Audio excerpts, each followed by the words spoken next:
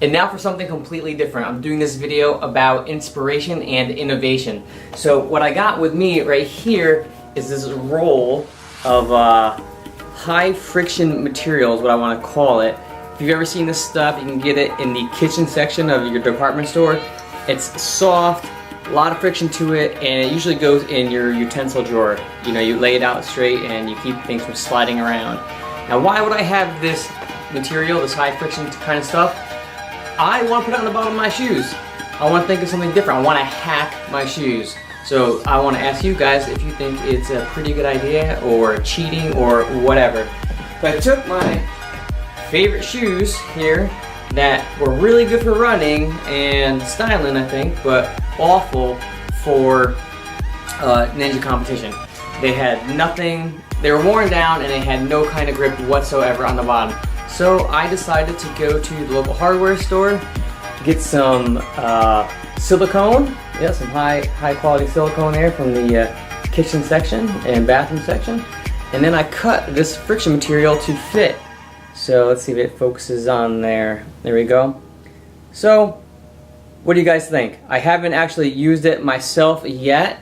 I just had them put on there, and I'm really excited about this. You know, my enemy, my mortal enemy, is the warped wall. Twice now, in under camera, I've not been able to get up the wall, and I want to see if this guy's make a difference. So what do you think? Is it legit? Is it legal? I don't know. They say no gloves in most of the rules, but people can wear whatever they want on their feet. So let me know what you think. Comment below. Is it hack? Is it what? What is it? Let me know. Thanks, guys. Alright, I'm about to try out my hacked up shoes. Extra grip from the kitchen and bath section at Walmart.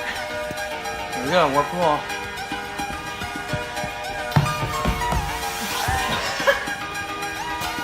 I think that's the complete opposite. Did you just have those on before?